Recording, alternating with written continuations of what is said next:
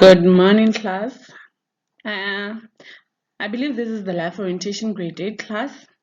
I am Teacher Mabore, and today's topic is a very interesting topic that we are very familiar with, even though we do not understand the depth of it. But I believe at the end of this lesson, you'll have a clear understanding of this topic.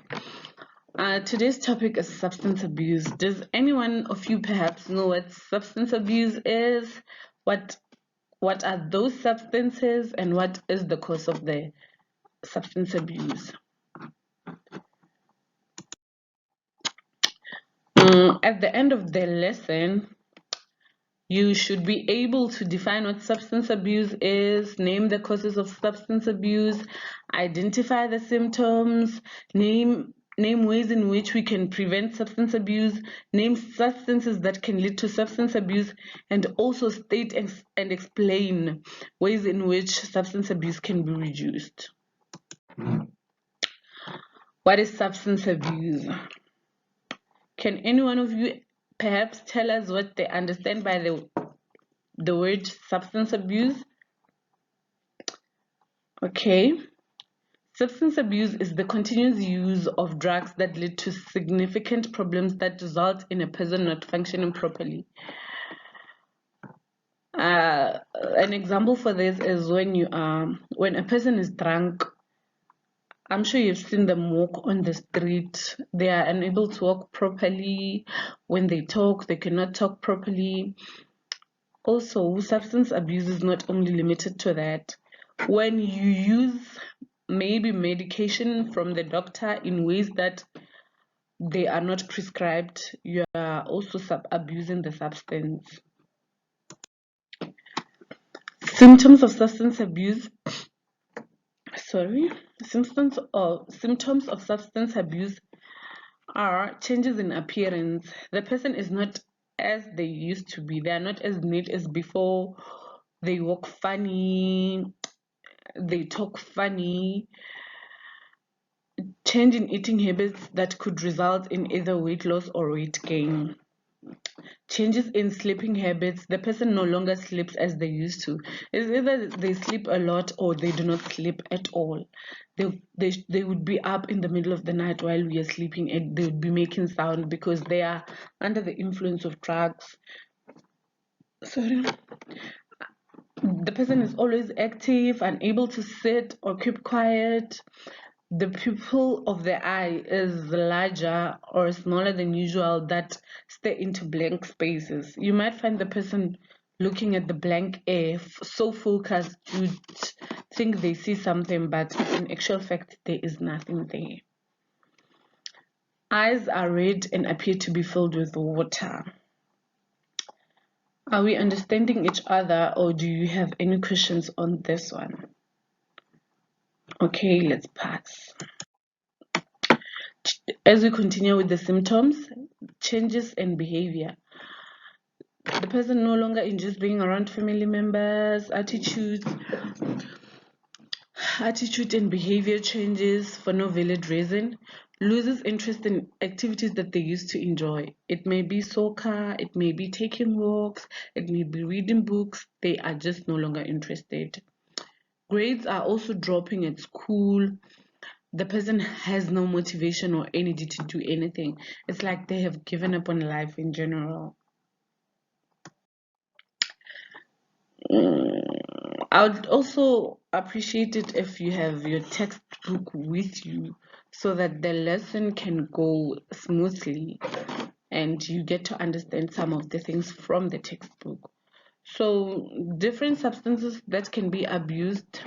Please turn to page 76 of your life orientation textbook, learner's book, your life orientation learner's book. The different substances that can be abused are alcohol, inhalants, marijuana, mandrax, cigarettes, and prescription drugs. All these substances are explained in detail in your textbook, your learner's book on page 76. Factors that lead to substance abuse. There are intrapersonal factors and interpersonal factors. We'll start with intrapersonal. Inherited problems.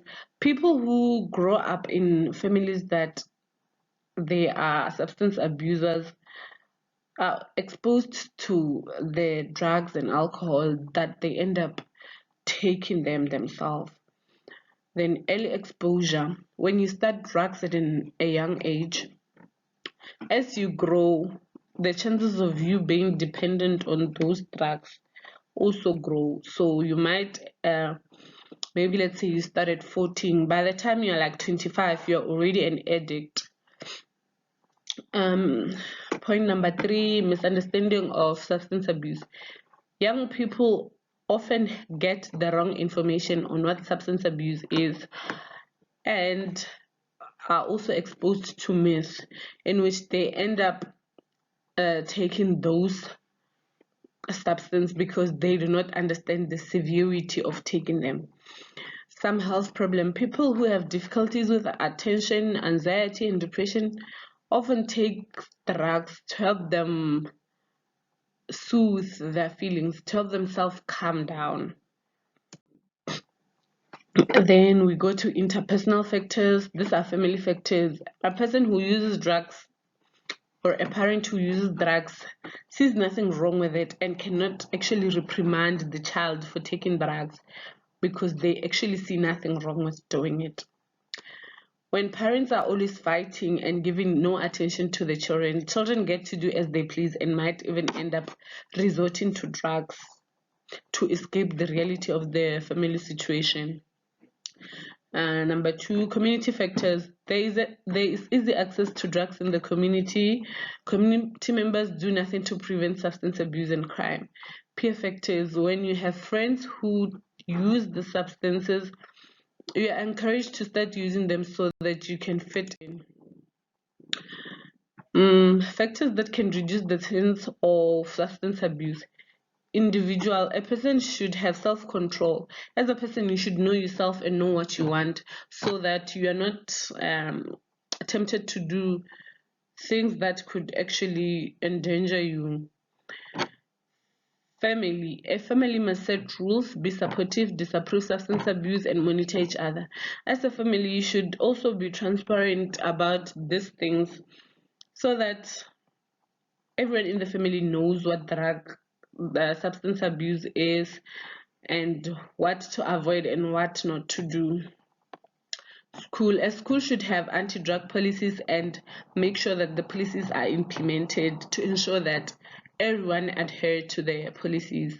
Community, there must be a united front against drugs and crime in communities so that the community is a safe space. Kids are not exposed to drugs. Peer pressure. Groups of peers should be positive and support each other and encourage each other to do good things. So you should be very careful when you choose your line of friends. Prevention measures. Early detection. When drug abuse or substance abuse is detected early, you are able to actually seek help faster before the substance actually damages your system. Thank you so much. This is the end of today's lesson. Thank you for your time. Do you perhaps have any questions? Any questions maybe? Okay, no questions at all. I'll send through the activities that needs to be done. Thank you.